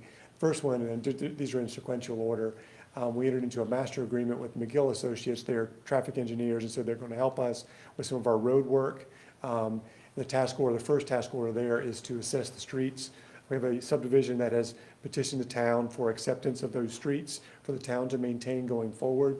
And so we've hired McGill then to go and review those plans and then compare those to what's in the field, what they find there, and make recommendation to us as to how we accept those streets or what recommendation we make to you all. The other is one that Adrian referenced. So we are under contract with Anchor QEA. We have a master agreement in place that we've had for several months. The first task order is for them to do a technical review of their stormwater ordinance, which has come before this board once before, but there's going to be an opportunity to revisit that too and spend some more time on that. So they're providing that review for us in order then to help us develop a runoff control program. So that will be the second task order that they will be providing for us. And Adrian will be giving much more information for that in the future as we get further and deeper into stormwater. Next month, she says, we're hopeful that we'll have a stormwater ordinance, yes, for your review, as well as a stormwater management plan. And then from there is when we get into, now, what do we need to do about our plan and where do investments need to occur? And then what do we need to be doing as far as controlling and enforcing any type of illicit discharges and other matters, public education. So that'll be coming up. We'll spend a lot more time talking about stormwater over the next few months. So that'll be fun. We have under contract the next two, Linda Gilt and JM Teague are our contractors for our comprehensive plan development. So Linda is providing more staff support, so she's the extension of Adrian's function that she oversees. She'll be helping coordinate the public engagement portion of the comprehensive planning exercise specifically. And she's also gathering data for us, demographic data, that will help inform that plan. JM Teague will be responsible primarily for the development of the actual document and lead us through that process to get to the other side. Are they still helping with any grants? Grants? Linda? For whom? Linda? Oh, Linda. Yeah. Very good. She has stepped away from that. We have another, she introduced us to another grant writer. Okay. I wasn't following you there. Okay. His name is Rich Amory. Okay. And so I'll talk about that in just a moment. We have applied for a grant recently in addition to the good news that we received. And she's actually available and to consult with him. They're actually neighbors. Oh, wonderful. This is his Okay. field of work professionally, and he's a whiz bang.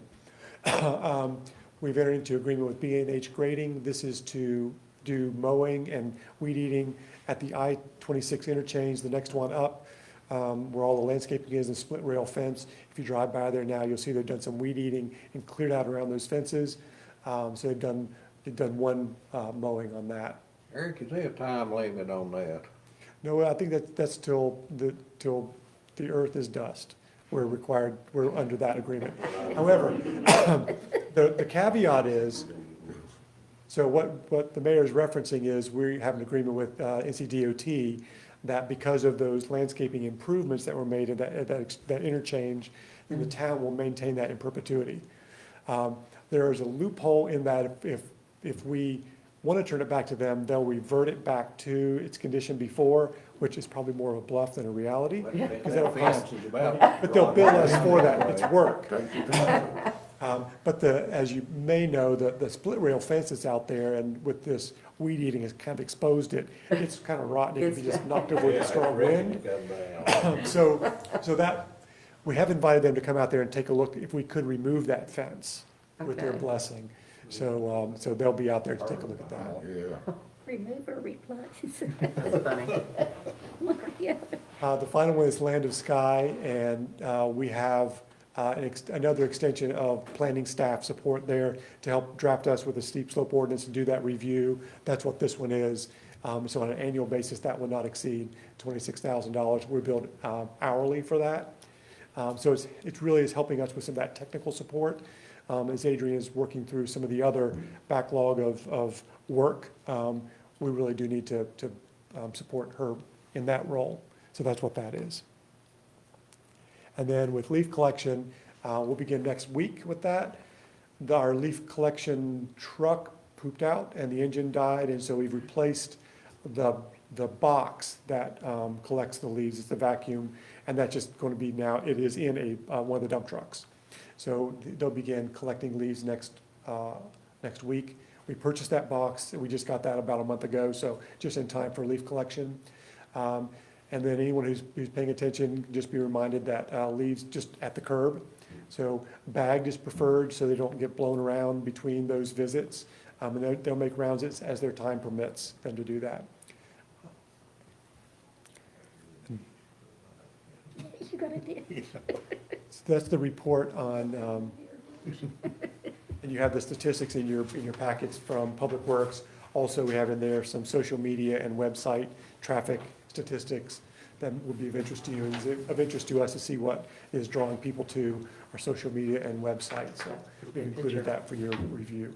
And now we'll talk about Greenway and Blueway unless you have any questions about what we just did talk about.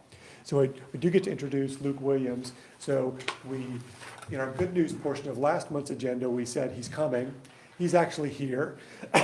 And so Luke is going to talk to us a little bit about what's going on at Silverline Park and some of the oversight he's been providing there. Yeah, so sounds like, good evening, Luke Williams here. We'll actually record you a little bit better. So I should stay back here. No. Where's that master plan? Is that what I'm supposed to read from? No, that's right. So it's been, again, it's been nice starting, getting up to speed on this project. Sounds like, I mean, a lot has gone into this. Get to reap some of the rewards of some of the past work here. What you're looking at here, I mean, I saw that you guys talked about this, a month or two ago, about the $250,000 for a cofferdam. And, the purpose of that is, to not put the spoils or dump dirt into the river. Right. And then also, concrete, uncured concrete is also bad for the waterways. So it's been a work in progress with the major rain event. They had put most of this in, none of it washed away. It was all still there. So what he's doing now, you can't see it on the right-hand side, see that white? So it's like an impermeable barrier. They put rocks down and they put this fabric down to try to hold back the water. That was slowly getting there, and then they brought some Jersey barriers in. So I'm thinking they'll probably get that done probably tomorrow. And so then they'll start excavating for laying the formwork for the boat ramp. So it's moving along. I don't know if there's any other pictures, or if you have any other questions, I'll stop talking. I can get excited about construction activities. Overall, Silverline Park is coming along well. A lot of the structures are there, the wetlands. I tell you, with Baker, have got a wonderful contractor. In my experience with all the land disturbing activities, seeing how they have that place buttoned up before they leave for the day, before they leave for the weekend, it looks really good. And even in the rain events, it's performed really well. So, Happy with them, weren't you? yes, very happy with them. So, I don't know if there's anything else you want me to go over. I don't think so, but just stand by. Sure. If I have a question, I'll defer to you. So again, very grateful that you all approved us adding Luke to our staff. It certainly permits us to do some other things that we weren't able to get to before because this project is major. And it's very important to our community, so we never, don't want to let down. And so now we have another set of hands on deck, so very grateful, appreciative. So a general update, we spent some time, so Luke and I are joined at the hip with all of our conversations with all of our stakeholders and partners. And so we met with Riverlink, mentioned to you all that we're very excited about the new executive director. She has deep roots in fundraising. She's going to get us where we need to be. We have full confidence. We've got an invitation to her, and she's accepted to come talk with you all in December about where they are and what their fundraising plan is, because he's putting that together now, working very diligently on that. We discussed with her and one of their board members revisiting our agreement with Riverlink to take communications back in-house at the town. Because now we have someone who is very good with social media and website and keeping the content update. And between the pair of these, Ryan, I'm speaking of specifically, the pair of these, we're able to communicate and we're closer to what's going on, the action going on with the park. We were having to translate that to Riverlink, and they did as good a job as anyone could under those circumstances, but this is better. So we're taking that back in-house. On Silverline Park, Luke talked about the cofferdam. So just as a reminder, we are using our American Rescue Plan funds. At least on paper right now, that's how that $255,000 investment will be funded. Let's see, and yeah, so build the boat ramp. Yeah, so this is really more of what Luke just covered. There was a discussion in our construction meeting about coordinating with the county now about placement of the greenway through there and how they will construct that in anticipation of the full greenway. So that's ongoing, having those discussions. So there's some decisions coming up for the pirate ship. Has been on this slide for several months and waiting on materials costs. It's a frustration and it's a pain in our necks that we don't have better handles on that, I'll just say for the record. However, we're waiting for that and hope to have that decision for the subcommittee of you all that will work together on that. Park signage, we had an agreement and a relationship with a student at AB Tech in a graphic design program who is helping us develop a logo. She's had to step away from the project due to some family illnesses, so we're going to fall back to another plan, a backup plan, if you will. So what we're working on is we have a town seal. So the town seal, which is behind you, is how we identify the town on letterhead and official documents, business cards, ordinances, and various items. But then there's a logo which would be more user-friendly and a little more fun. And so we're wanting to brand Woodfin Parks and Recreation, and that was the direction we were headed. And our student contact at AB Tech had gotten us down the road. She'd done a really good job of helping us define that. So we'll pick up where she left off, and the advisory committee is helping us make some decisions on that, where that will go. We'll come back to you for final approval on that design. So the park signage will lag a little bit due to that. We're working with PFA Architects on the concept for the public building down there. We're having a little bit of difficulty coordinating with the county's floodplain administrator in the wake of all these recent events. He's an army of one, so he's got his hands full, but we're hoping to get some decisions and some direction from him in the upcoming future. We are on target to open in spring. We were hoping to open by Labor Day. You may remember, we were hoping to open by the end of the calendar year. We're now on target to open the park in spring, just in time for warm weather. Luke has been talking with the contractor about a more specific schedule to complete this and to wrap this up. And so he's on notice to do that for us. And again, he's been very cooperative, and so we'll get what we need there. For the Riverside Park and Whitewater Wave, next month you'll hear from Equinox and S2O about the 30% design, so they're designing those in tandem. The good news from the last month is that the town was awarded $400,000 from the Parks and Recreation Trust Fund grant. Great news. And so Linda's efforts paid off. That's wonderful. And she's been a real shot in the arm. We did apply on September 30th for the Land and Water Conservation Fund grant. That's a long shot. Do we know that's a long shot? They advised us that next year we might be in a better position, but to Okay. go ahead and familiarize them with our project this year. And so our new grants administrator and writer, Rich, prepared that for us, working with Equinox and others to gather the information, and he did a really good job on that. And we'll find out, did we actually submit the grant? So it was submitted in September, so that award cycle is in the Okay. first quarter of next year. Okay, but it's a long shot probably. It's a long shot this Okay. year, yes, and so, yes. Okay. At some point, and Luke and I have talked about this, we want to connect Riverlink with our grant writer and make sure that we're not covering the same bases, but we're coordinating a little differently than we have in the past. And so look for that to come back to you as a report as well. Ongoing discussions among the advisory committee and town staff and the design team regarding boat ramp. So you'll see where we are currently when they come back in November regarding a boat ramp, and they'll solicit some input from you. You'll have some input, some recommendations.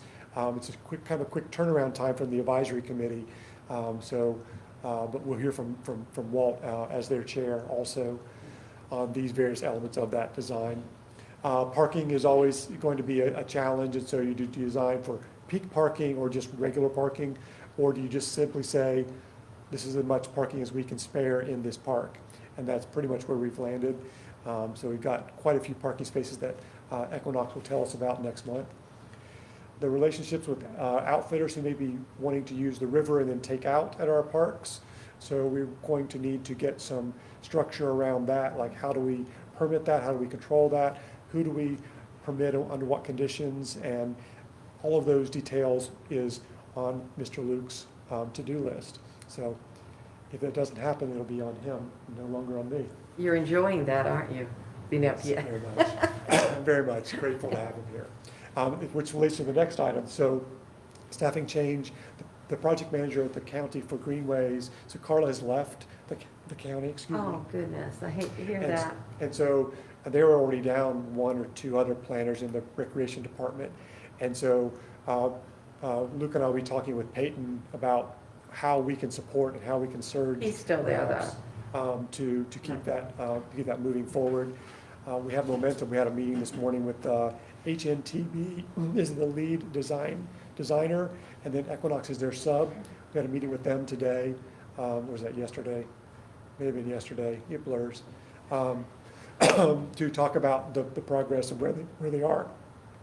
The surveying is complete or substantially complete, so they can actually begin to move into design and like the actual placement of the greenway. I think that's an accurate statement. The connection of the two allows them to determine where that will be routed. Yes, the initial alignment, they have a new term for the 25% design Yes. review. Yep. So they're working toward, similar to the 30% design for Riverside Park and Whitewater Way, which is largely complete. Then they move to like really technical drawings to finish the other 70%. Similar to that, on the greenways, that is scheduled to be done or completed early next year. So by March of 22, or in March of 22, we'll be having some public meetings and getting feedback on that. So that's where that is on the greenways. They have accelerated the timeline a little bit to say that we'll be in a position to have construction contracts in hand or letting those or awarding those in August of 2023. And that'll be for the French Broad River, the river section of the greenway, as well as Beaver Dam Creek, combined into one, which is pretty important to some of our stakeholders. On the budget, the biggest change here is, my cursor can go, let's see, I can't do the cursor, is on the grants. And so the bottom half, we have $600,000 in other grants. It's the next to the last bottom, next to the bottom line on the sources side of this. That is now the Water Resources Development Grant awarded in May, $200,000, and the $400,000 Partif grant. That was awarded last month, which brings our overall gap down to $3.1 million.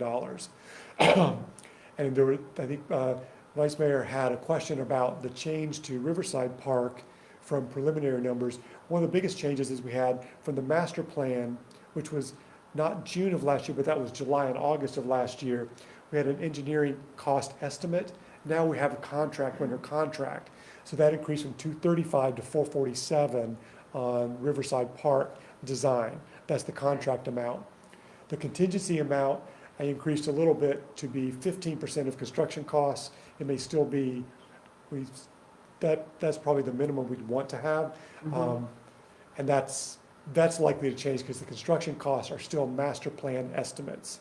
And we've changed the scope of the park a little bit, so some decisions will be coming back to you around Did that go up a lot, the construction cost? Well, we anticipate that it will. It has not in the last year. Okay, Not yet, because those are master plan estimates. okay. So no change there. I just goosed up the contingency a little bit from what it had been, about 100,000, about 50,000. So not. Have we already used all the contingency money for Silverline Park? No, we have $153,000 left. Okay.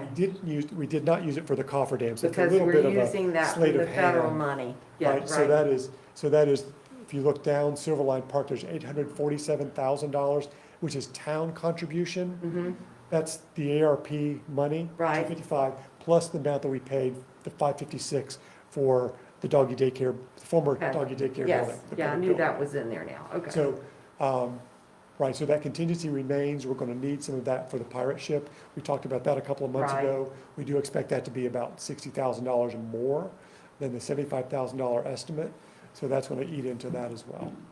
Okay, The only other thing that we don't have funding for, we haven't reached any decision on, is the renovation of that building.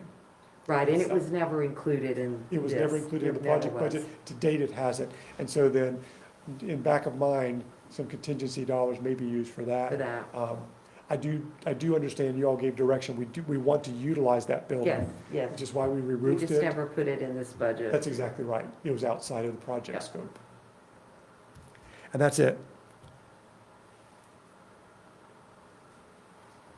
Any questions for Eric? Well, Got off hard easy tonight. yeah. Mayor, I'll ask a question. Was there any contracts completed that you could say was completed? Was there any contracts that were completed? Any contracts that were completed? There was one contract that was completed. You all have a 50th anniversary commemorative application that our partner Clint and Company worked with you all and with the town on to put together. We've had some positive feedback on that.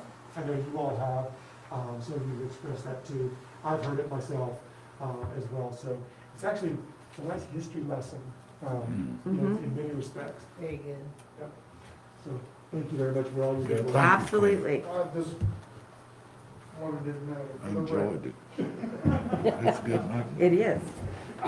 Not much work went into it, right? It was just a little bit. Not much. Not much, sure. Good. Okay, I think we need to have a closed session. Is that correct, Eric?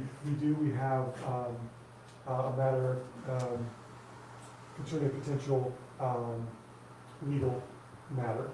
And then we also have a discussion about a potential lease of town property to discuss with the board. Okay, at this time I'll entertain a motion to close this meeting and go into closed session. I make the motion to close this meeting, go into closed session. Have a second? Have a second. Any discussion? All in favor say aye. Aye. Any opposed? Okay. We'll take a 5